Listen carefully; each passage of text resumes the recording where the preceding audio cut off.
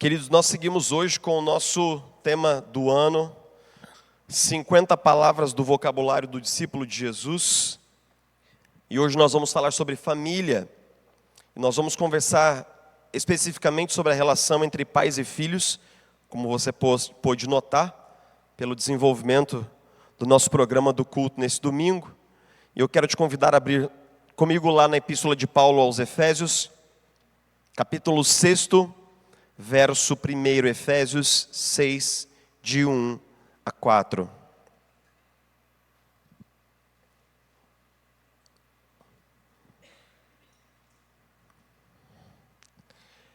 Efésios capítulo 6, verso do 1 ao 4. Você vai reparar que é praticamente a continuidade do texto que nós lemos na semana passada. Paulo agora endereçando suas palavras aos pais e aos filhos, dizendo assim: Filhos, obedeçam aos seus pais no Senhor, pois isso é justo. Honra teu pai e tua mãe. Esse é o primeiro mandamento com promessa, para que tudo te corra bem e tenhas longa vida sobre a terra. Pais, não irritem seus filhos, antes criem-nos segundo a instrução e o conselho do Senhor. Uma das relações entre pais e filhos que foi imortalizada na literatura é a relação de Odisseu com seu filho Telêmaco. Essa história é contada na Odisseia de Homero, e a relação entre esse pai e esse filho, ela é praticamente fragmentada devido à guerra, a guerra de Troia. Quando Telêmaco é ainda uma criança, um bebê, o seu pai, que é um herói de guerra, ele sai para batalhar, e ele fica 20 anos fora de casa. 10 anos por causa da guerra, 10 anos tentando contornar o desígnio dos deuses e retornar para casa. Diante desse tempo de ausência, Telêmaco ouve muitas coisas sobre o seu pai. E Telêmaco tem uma admiração por seu pai Odisseu, porque ele ouve falar a respeito da coragem, da honestidade, dos valores e principalmente da força do seu pai Odisseu. Mas enquanto Telêmaco cresce, ele tem que lidar com a ausência de Odisseu. Ele está exposto a pressões, a perigos, pretendentes que tomam sua casa, que cortejam Penélope, e essa ausência gera uma dor e até mesmo um ressentimento, pois Telêmaco vem carregando ao longo do seu crescimento como homem o peso de lidar com a vida diante da memória ilustre do seu pai, mas por outro lado, sem a ajuda do seu pai para amadurecer e para crescer. No contexto dessa história, em determinado momento, Telêmaco e Odisseu se encontram. Odisseu consegue voltar para casa. E então explode, nessa relação de pai e filho, um abraço de celebração. E essa história, ela é muito emotiva. Se você quiser uma atualização dessa história, você pode encontrá-la no filme Interestelar, do premiado Chris Nolan, quando ele conta algo muito semelhante, o amor de Cooper por sua filhinha Murphy. E nós estamos diante de um momento em que a sobrevivência da Terra está ameaçada, e ele tem de ir numa missão que tem potencial para salvar toda a humanidade. Mas a despedida de Murphy e Cooper é profundamente emotiva. E ela, embora ela entenda a grandiosidade da missão do seu pai, ela o quer para si. E ele, embora queira ficar com a sua filha, ele tem de fazer uma escolha que é pelo futuro da própria filha. E dividido dentro daquele embolado de emoções, Cooper briga com seu pai. Ela não vai mais vê-lo ao longo de toda a sua idade adulta. E então, para aqueles que falam assim: pastor, eu nunca assisti esse filme, mas estava me programando para assisti-lo essa semana. Não vai, mentira, né? A trama toda é resolvida no final por causa desse profundo vínculo de amor entre Cooper e sua filhinha Murphy. Essas duas histórias, elas ilustram alguma coisa que nós sabemos intuitivamente, que existem muitas angústias parentais que envolvem cuidar e amar dos nossos filhos, e ao mesmo tempo lidar com as responsabilidades e demandas que envolvem até mesmo a provisão e o cuidado da nossa família. E existem esses sentimentos conflitantes de amor, de admiração, mas muitas vezes também misturado com ressentimentos pelos erros, pelas ausências e falhas dos pais. Ou seja, não existe talvez uma relação tão terna de amor, de cuidado, de vínculo, de preocupação como a relação dos pais com os filhos e vice-versa. Mas poucas relações humanas são tão complexas, tão profundas e tão ambíguas. Eu falei hoje de manhã que, à medida em que eu caminhava hoje para a igreja, hoje de manhã e também agora pela noite, eu me dava conta de que esse daqui talvez seja um dos sermões mais difíceis para que eu o pregue aqui do púlpito ao longo desse ano. Por toda a ambiguidade, por todas as fragmentações que eu experimentei na minha relação com os meus pais. E é fato que muitas vezes, eu já disse isso para a igreja, eu nunca tive medo de casar, mas eu sempre tive um medo assim de ser pai, porque muitas vezes eu não considerava que eu havia recebido os modelos adequados para exercitar a paternidade. Então, é possível que você esteja me ouvindo aqui hoje e tenha tido um bom pai, um pai presente, um pai amigo, um pai, não apenas pai, mas pais, né? Um bom pai, uma boa mãe, uma família funcional. E se for essa a sua história, eu fico super feliz com você, eu me alegro por você. E glória a Deus, que Deus continue abençoando sua vida, e aquilo que você recebeu, você leve adiante. Mas pode ser que você tenha vindo, como eu, de uma família bastante disfuncional, de uma família fragmentada, confusa, em que os papéis não funcionam direito, em que os atores da família eles não desempenham os papéis que deveriam. E se for assim, o meu coração também é empático com você nessa noite. Eu espero e peço que você fique comigo à medida em que nós exploramos essa ideia do apóstolo Paulo escrevendo aos Efésios. A ideia de que o Evangelho precisa necessariamente transformar todas as coisas. E de que aqueles que foram encontrados pelo Evangelho, eles vão experimentar profunda transformação em todas as áreas, incluindo as relações de pais e filhos. Paulo está aqui elaborando a sua implicação do Evangelho. Ele fala primeiro para os casais, como nós notamos na semana passada, e logo depois de falar com maridos e esposas, ele se dirige aos pais e aos filhos. Falando primeiro aos filhos, ele recorre ao 5º mandamento, e ele mostra como os filhos eles devem obedecer e honrar os seus pais. John Stott, comentando esse texto, ele diz que Paulo dispara um argumento apoiado num tripé. 3 coisas. Porque os filhos cristãos devem mostrar respeito, reverência, honra para com seus pais, independente de quem eles sejam, de onde eles tenham vindo e de como eles vivem. Ele diz, em primeiro lugar, porque isso é justo. Ele apela para aquilo que John Stott vai chamar de o argumento da natureza. Ele diz, porque isso é justo, essa palavra, dikaiô, que significa porque isso é reto, porque isso é correto, porque isso é certo, simplesmente porque os seus pais te legaram e me legaram o dom da vida. O fato de que nós existimos, de alguma maneira, tem correlação direta com os nossos pais. Se eles não existissem, nós também não existiríamos. E note que aqui Paulo dispara um argumento que era muito conhecido, não apenas no contexto da igreja cristã, mas era abraçado também pelos filósofos, era abraçado por pagãos, era abraçado por toda a cultura naquele momento, de que a simples existência dos filhos tributava honra, deveria tributar honra aos seus pais.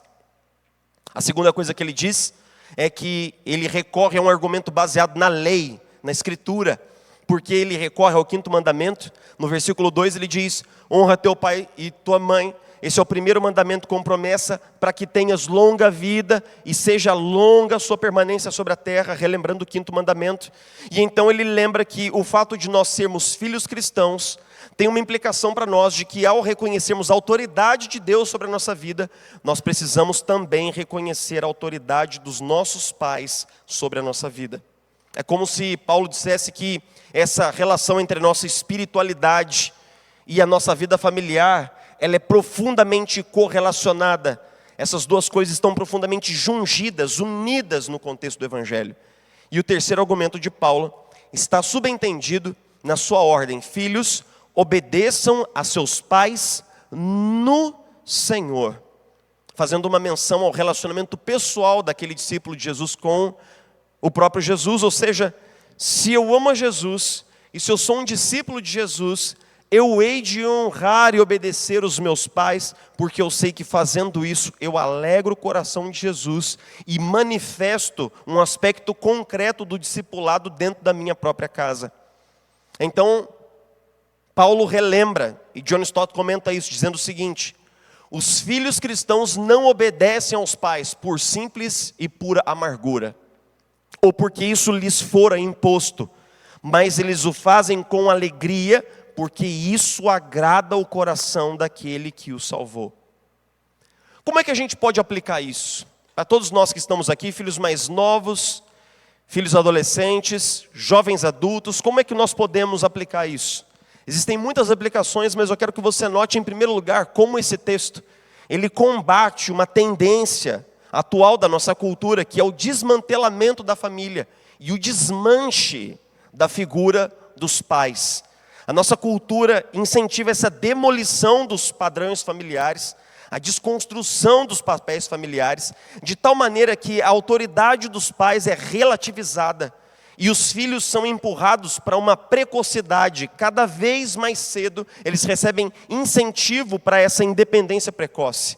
Em alguns casos isso se manifesta dentro das famílias de várias maneiras, mas note como existe a tendência dos pais hoje de se verem como os primeiros e principais amigos dos seus filhos. Isso é um desmantelamento da paternidade. Isso é uma relativização da autoridade dos pais sobre os filhos. Muitas crianças, elas são ensinadas que elas podem conversar em pé de igualdade com seus pais, e muitas vezes a família se torna um lugar de negociações. Os próprios pais às vezes incentivam esse acordo comercial. Se você fizer isso, meu filho, então eu faço aquilo. Se você fizer isso, então eu te dou aquilo. Mas pense como isso coloca uma ideia na cabeça da criança de que ela está em posição de negociar. E que ela se submete porque ela pode receber algum benefício nisso, e não simplesmente por reconhecer que há uma autoridade que foi colocada sobre os pais. Os filhos cristãos sabem que têm responsabilidades diante dos seus pais, que devem honrá-los como expressão do seu amor a Deus. E o que isso significa? Significa não olhar para os pais com desprezo, talvez porque os pais não são pessoas tão atualizadas e não sabem o que significa o verbo stalkear. Significa não tratar os pais com amargura por causa das suas falhas passadas. Significa, de forma positiva, valorizar os sacrifícios que os seus pais fizeram para criá-lo com dignidade. E aqueles que ainda não têm filhos, mas que em breve o terão, vocês vão se lembrar de acordar no meio da madrugada para fazer uma mamadeira para a criança, no gélido inverno de São José, seus pés congelando lá na cozinha, enquanto você espera a mamadeira esquentar no micro-ondas e dizer assim: minha mãe e meu pai fizeram muito por mim. Fizeram muito por mim. Fizeram muito por mim. Paulo nos mostra que o Evangelho nos dá uma nova percepção desses sacrifícios e nos dá uma nova motivação para tratar os meus pais com honra. Não por peso, nem por simples obrigação, nem porque a cultura exige, mas porque isso alegra o coração de Deus. Obedecer aos pais expressa a nossa fé, dá vazão e concretude aos aspectos mais profundos da nossa obediência a Jesus. Então, para os pais, significa reconhecer que Deus colocou uma autoridade sobre vocês, e vocês não precisam ter vergonha de usar essa autoridade a favor do discipulado dessa criança. Seu filho terá muitos amigos, sua filha terá muitas amigas. Eu espero que ele tenha bons amigos cristãos ao longo da vida, mas pai ele só vai ter um, mãe só haverá uma. Seja pai, seja mãe, não saia desse lugar. Por mais difícil que nele seja estar, fique ali com a graça e o poder de Deus que habita sobre você, querido pai e querida mãe. Não abdique disso. Não deixe esse lugar vago no coração da sua criança. Seja pai, seja mãe. Não tenha vergonha de exigir limites. Para os adolescentes, entender o que significa obedecer aos pais por amor é um exercício de fé. É um treinamento para honrar a Deus em todas as áreas, especialmente naquela hora que a psique da criança amadurece um pouco. E ela fica imbuída de um perigo, de um conceito muito perigoso, o conceito de que eu consigo decodificar o mundo melhor do que os meus pais. Esse é um momento de crescimento pessoal? Certamente é. Mas lembre-se, seus pais viveram bastante, têm experiência acumulada.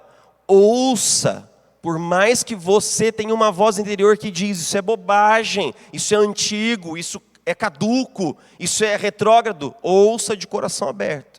Ouça de coração, porque se Deus deseja falar com você, a primeira pessoa em linha que Ele usará é justamente os seus pais.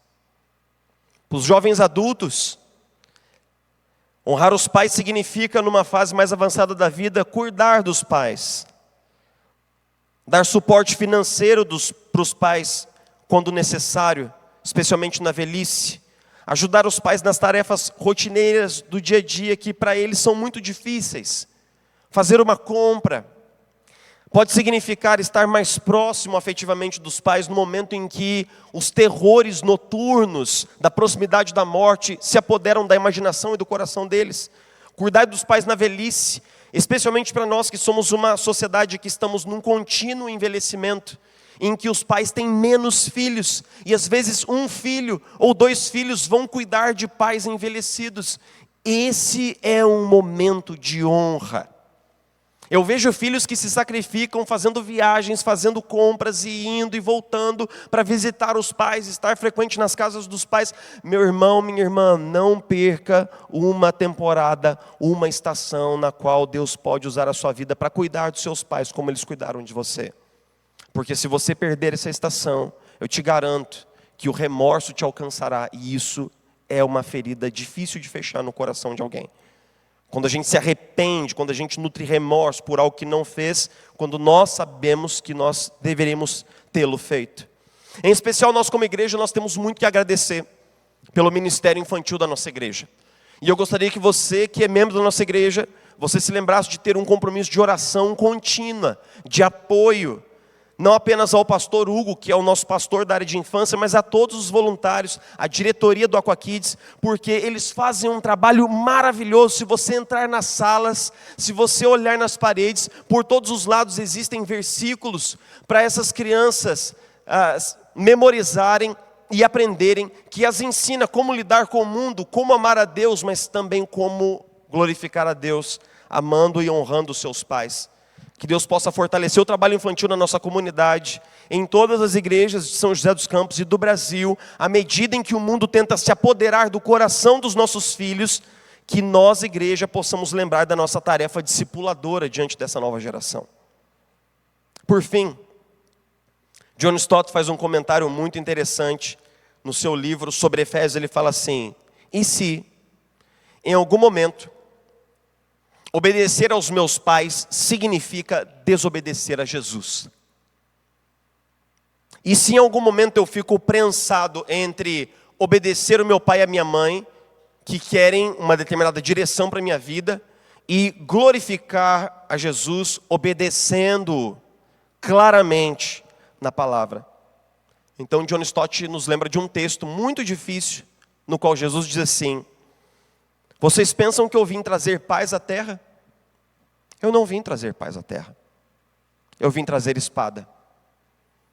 Porque o pai se levantará contra o filho, e o filho se levantará contra o pai. E o filho será perseguido pelos seus próprios pais por amor de mim. Em alguns momentos pode ser que você chegue numa encruzilhada onde você tem de escolher entre obedecer e honrar a Jesus, obedecer e honrar aos seus pais. E então, como discípulo de Jesus, você vai precisar fazer aquilo que é necessário. Uma espécie de uma desobediência pacífica, porque ninguém pode agradar a dois senhores. Ninguém pode servir a dois senhores. E mesmo o jovem cristão que está me ouvindo hoje, se o seu pai tenta dissuadi-lo da fé, ou arrastá-lo para um caminho que está longe de Jesus, você vai precisar exibir o seu compromisso firme com Cristo, para poder obedecê-lo e esperar que esse testemunho possa gerar um impacto na sua família a ponto de aproximá-los de Jesus. Eu conheço jovens, eu mesmo batizei pessoas, que no dia em que eles foram batizados, os pais deles ficaram 1 ano sem falar com essa pessoa. Isso não aconteceu apenas uma vez, aconteceu várias vezes. Dessa pessoa dizer assim: Jefferson, os meus pais fizeram uma reunião de família e me deram uma ordem, eles me proibiram de seguir até o batismo, eles me proibiram de ir ao culto, eles me proibiram de ir à igreja. Agora, Jefferson, o que eu faço? Fala: olha, ninguém pode servir a dois senhores. Siga no seu testemunho e creia que fazendo isso você está dando uma contribuição para que o evangelho seja conhecido em toda a sua família. Não faça isso com raiva, não faça isso com desprezo, faça isso com humildade, obedeça a Jesus com amor.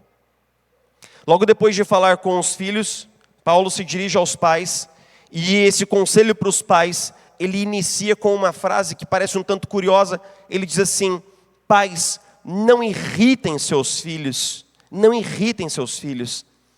Muitas vezes eu penso nesse versículo como ele poderia ter sido melhor traduzido, porque a expressão no grego aqui não significa irritar uma criança, necessariamente, ou apenas isso. Significa causar uma espécie de um ressentimento, de uma mágoa no coração dessa criança.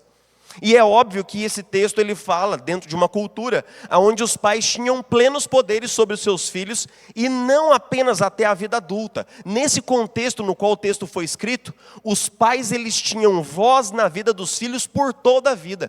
Isso acontece em algumas regiões ainda do extremo oriente, onde os pais, o filho pode ter 40 anos, os pais continuam dizendo o que ele tem que fazer, o que ele não pode fazer. Esse poder do pai sobre os seus filhos, conhecido na sociedade latina como pater potestas, significa que o pai tinha poder absoluto sobre a vida dos seus filhos. Eles muitas vezes viviam como famílias agregadas, vários filhos morando debaixo do mesmo teto.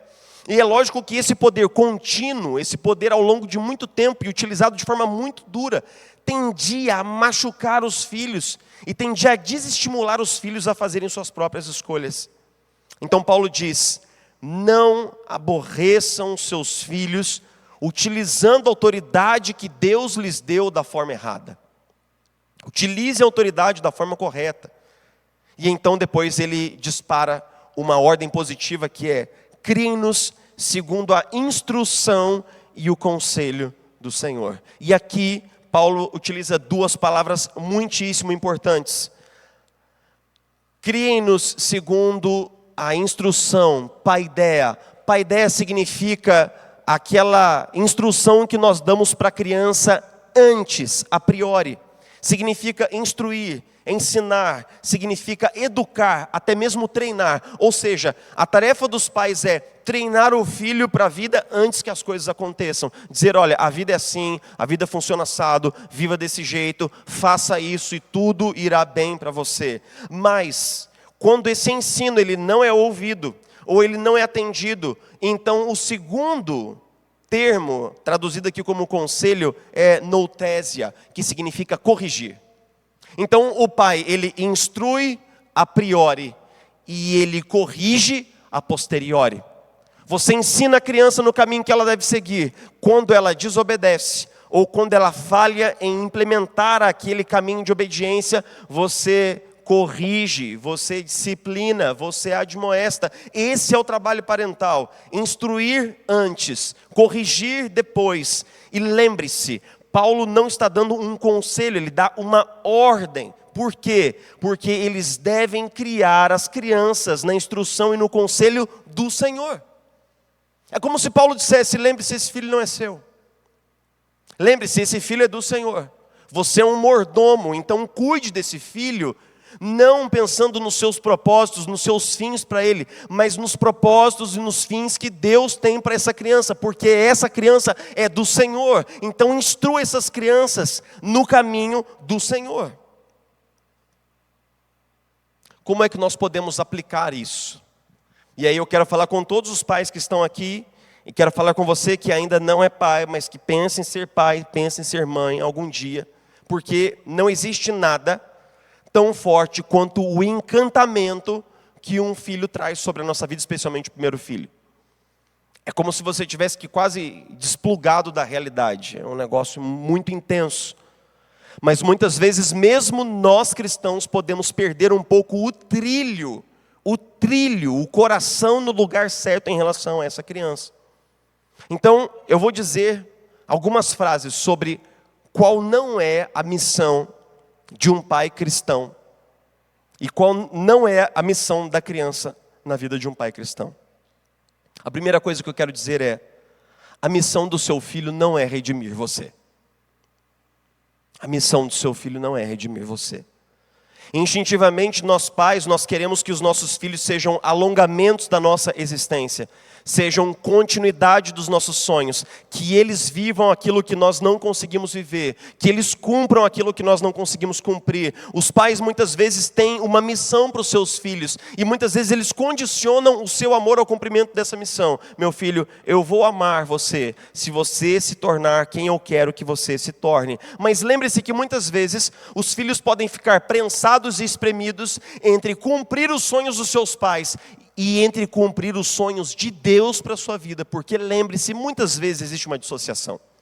Muitas vezes existe uma dissociação. E se nós formos sinceros, nós vamos dizer que muitos pais almejam o sonho para os seus filhos: um bom trabalho, uma boa carreira, muito dinheiro, segurança financeira e uma vida adulta feliz. Mas e se Deus quisesse que o seu filho fosse um médico sem fronteiras lá no interior mais perigoso da África? E se Deus sonha para o seu filho que ele seja um missionário na janela 1040, ameaçado de morte todos os dias por falar de Jesus? E se Deus tiver um sonho para a vida do seu filho que é diferente do seu sonho?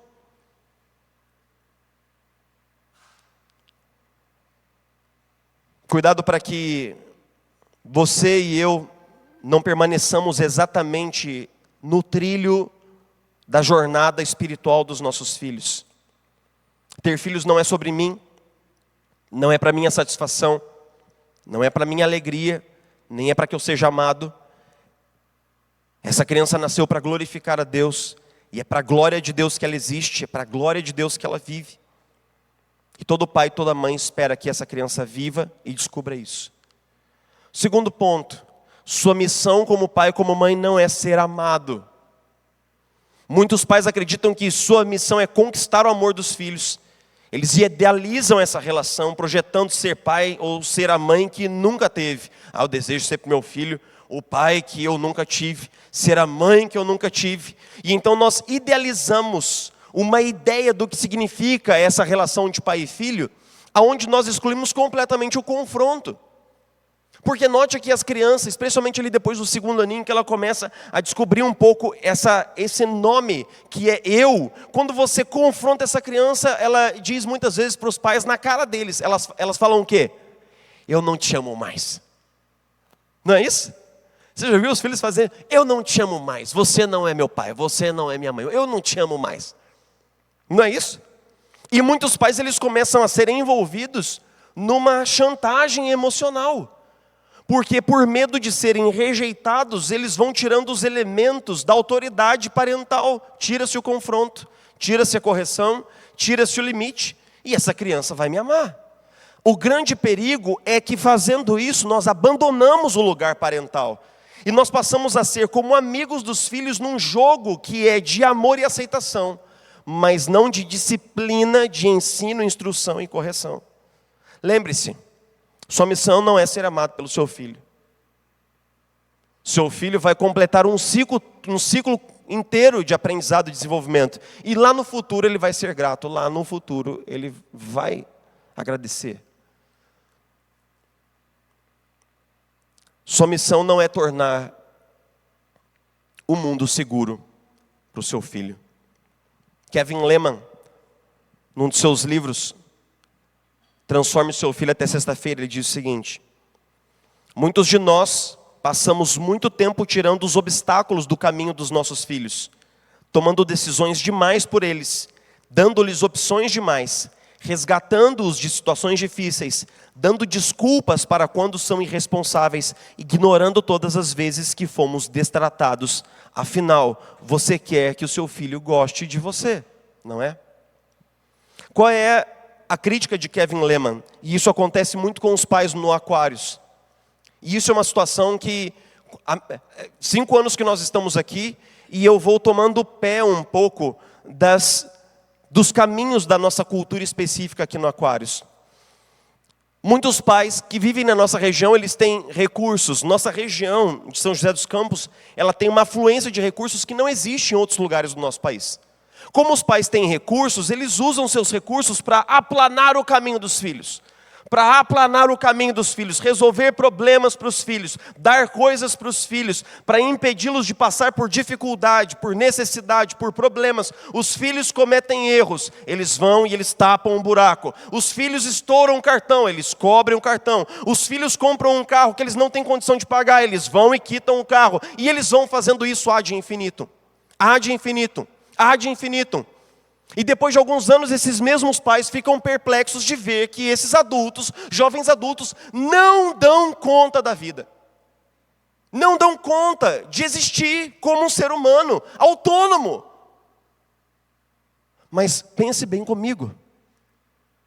Se você tira todos os obstáculos da pista e um cavalo simplesmente passeia, que musculatura ele terá para saltar um obstáculo?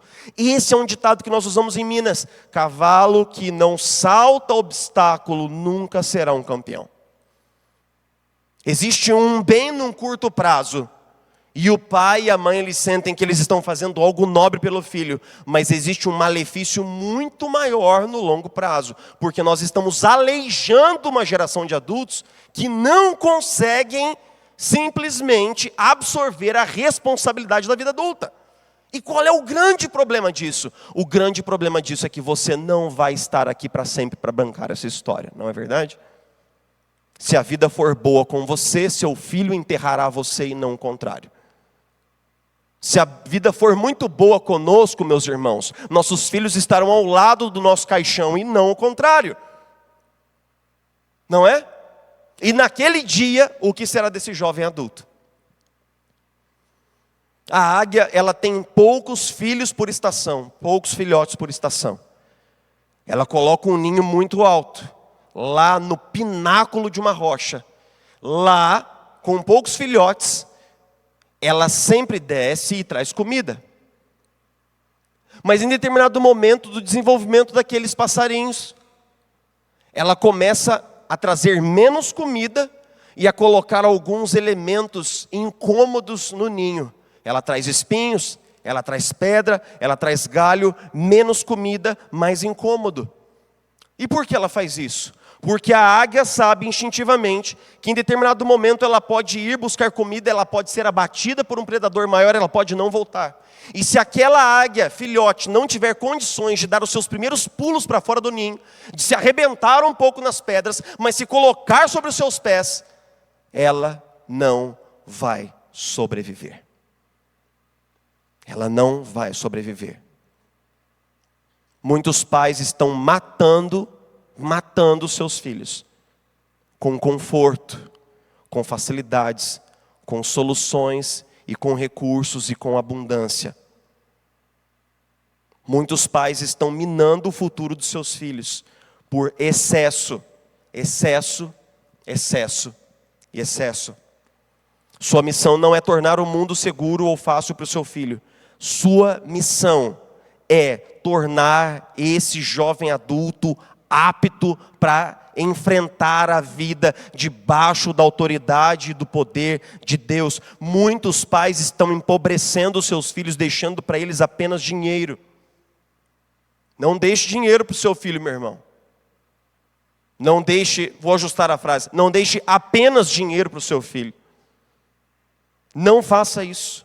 Porque fazendo isso você o está empobrecendo. Deixe um exemplo, deixe valores, deixe um legado, deixe suas próprias escolhas sacrificiais feitas em favor desse filho. Deixe o seu amor, deixe a palavra de Deus, deixe a instrução do Senhor, deixe o conhecimento de Deus, deixe um evangelho claro, exposto e vivido diante dos olhos do seu filho. Não torne o seu filho pobre, miserável, deixando para ele apenas uma montanha de dinheiro. Isso de pouco lhe valerá no todo da vida. Ser pai significa amar corrigindo e corrigir amando. Quem se nega a castigar o seu filho não o ama. Quem o ama não hesita em discipliná-lo. Provérbios 13, 24. Muitos pais estão negligenciando a disciplina. os limites, e nisso nós estamos preparando uma tragédia para a nossa própria família. Eu contei isso hoje pela manhã. Esses dias, nós fomos colocar a Sofia para dormir. E aí tem algumas coisas que eu gosto de fazer com a Sofia durante o dia. Por exemplo, ela tem uma Bíblia que assim que a Isabela engravidou, eu comprei uma Bíblia da Sociedade Bíblica do Brasil, que é uma Bíblia toda ilustrada para crianças. E ela adora as histórias ali. Ela pega aquelas páginas na mão e ela fica... Então, muitas vezes durante o dia, eu conto histórias para ela. E à noite, quando a Isabela vai colocá-la para dormir, a Isabela ora com a Sofia. E nesse dia nós dois fomos colocar a Sofia para dormir. E a minha esposa falou assim: Sofia, agora nós vamos fazer Papai do Céu. Nós estávamos no escuro. Isso foi bom, porque eu chorei horrores. E ela começou a orar como se fosse a Sofia falando com Deus. Dizendo assim: obrigado, Papai do Céu, pelo papá. Obrigado pelos brinquedos. Obrigado pela vida do papai. Obrigado pela vida da mamãe. Obrigado pelo teto. Obrigado pela vida da vovó, do vovô. Obrigado por tantas coisas. Obrigado pela minha família, pela família que o Senhor me deu.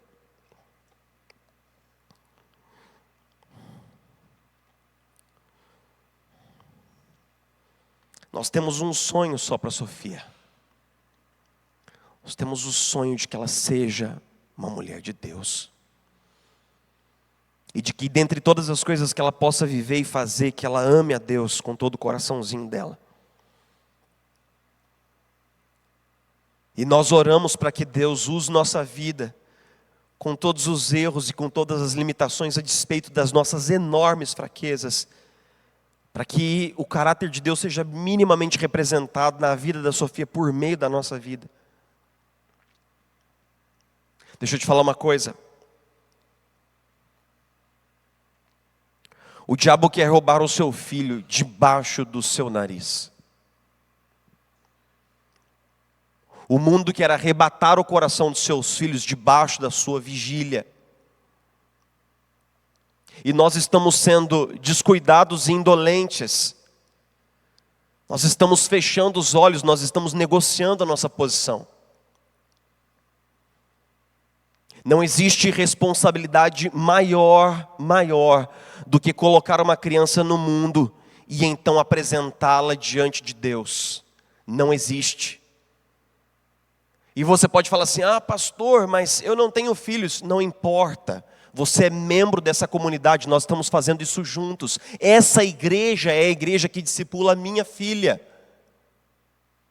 Você discipula a minha filha, junto comigo, junto com a nossa casa. Nós temos que ter uma visão do que Deus está nos chamando a fazer nesse preciso momento da história, porque pode ser que num lapso de sono e de inércia e de adormecimento, nós percamos simplesmente uma nova geração. De todas as coisas que nós devemos almejar para os nossos filhos, a que deve ser a prioridade mais alta e mais consistente no nosso coração deve ser o desejo de que essas crianças conheçam a Deus sobre todas as coisas e amem a Jesus com todo o seu coração. Pais e filhos precisam se encontrar aos pés da cruz. Imagine-se abrindo os olhos na eternidade. Naquele dia que você e eu, que nós formos promovidos, nós vamos nos apresentar diante do trono. Então vou abrir meu olho e você vai começar a discernir rostos conhecidos. Você vai ver rostos aqui da comunidade, amigos que dormiram em Cristo. Para sua surpresa, você encontra até o seu pastor lá. E então, em determinado momento, você consegue divisar o rosto do seu filho, do seu pai, da sua mãe. Mas agora todos nós estamos ombro a ombro diante do trono de graça e todos nós olhamos para aquele que é o nosso Pai. E nós teremos então completado essa missão. Nós filhos teremos honrado os nossos pais. Nós teremos glorificado a Deus servindo aos nossos pais, cuidando deles até o último momento de vida. Nós pais teremos incutido nos nossos filhos o conhecimento da palavra de Deus e facilitado o caminho do discipulado para que eles possam avançar na direção de Jesus e avançar na direção dos planos que Jesus tem para eles. E fazendo isso nós teremos glorificado a Deus com tudo o que somos e com tudo o que temos. Senhor, nos fortaleça. Nos fortaleça.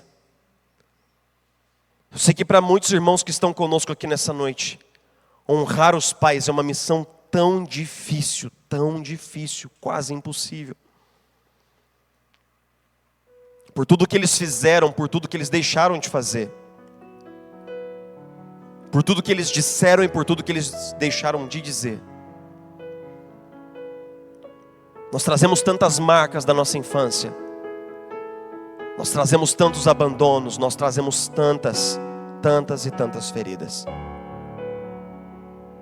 Mas hoje à noite nós pedimos, Senhor, derrama sobre nós um perdão sobrenatural vindo do Teu Espírito em nome de Jesus. Para que nós possamos liberar os nossos pais das suas faltas e possamos honrá-los pelo pouco que eles nos deram. Seja muito ou seja pouco, não importa, nós honramos os nossos pais. Nós os honramos, Senhor. E pedimos que o Senhor seja glorificado no nosso respeito, na nossa reverência e no nosso reconhecimento. Ao mesmo tempo nós pedimos, Senhor, nos instrui para que com amor, com firmeza e com graça, nós possamos criar os nossos filhos nos Teus caminhos. Que todos os dias o Senhor trabalhe mais e mais arestas do nosso coração. Que o Senhor apare arestas do nosso caráter. Para que nós possamos exibir em casa, no trato diário, o tipo de humildade, o tipo de hombridade, o tipo de docilidade, de generosidade que deve marcar um discípulo de Jesus. Para que os nossos filhos possam ser, Senhor, o primeiro alvo do nosso discipulado, o primeiro alvo, Senhor Jesus, do nosso ministério. Eu oro com os pais que estão aqui hoje, que se sentem cansados e exauridos, que se sentem fraquejantes diante das pressões da cultura, que se sentem desnorteados diante dos dilemas da adolescência dos filhos. Eu oro com esses pais e eu peço, Senhor, derrama sobre nós uma enxurrada de ânimo nessa noite em nome de Jesus. Eu oro com aqueles pais que criaram seus filhos nos caminhos do Senhor e que hoje estão longe do aprisco. Eu oro para que o Senhor os fortaleça em nome de Jesus. E para que cada lágrima, Senhor, cada lágrima caída aos Teus pés, o Senhor nos lembre, estão sendo contadas. Cada, Senhor, gemido inexprimível de intercessão está sendo ouvido. Que o Senhor possa trazer de volta para o aprisco os filhos do Evangelho. Que o Senhor possa trazer para casa os filhos da palavra. Aqueles cujo coração é uma sementeira. Coraçõezinhos nos quais foram depositados grãos e grãos e grãos da Escritura. Que eles possam florescer e frutificar no tempo certo, no nome de Jesus. A nós pais nos dá ânimo, Senhor, nos dá coragem, nos dá vigor, nos dá intrepidez, retira todo acanhamento e faça-nos usar a autoridade que o Senhor nos deu, com amor, com sabedoria, para florescer os nossos filhos no Evangelho. Nós oramos pelas famílias dessa igreja, nós oramos pelas famílias de toda a nossa cidade, nós intercedemos e dizemos, Senhor, quebra o poder do maligno que deseja arrastar os nossos filhos pela mão. Nós repreendemos em nome de Jesus. Nós repreendemos em nome de Jesus um espírito de morte que tenta se apoderar dos nossos filhos. Nós repreendemos na autoridade do nome de Jesus, no sangue de Jesus. E pedimos, Senhor, derrama uma graça especial sobre as nossas famílias nessa temporada. Derrama uma infusão, Senhor, do Teu Espírito sobre os pais e filhos, reconciliando-os aos pés da cruz. Faça isso, Pai, faça isso. Nós te pedimos em nome de Jesus. Amém e amém.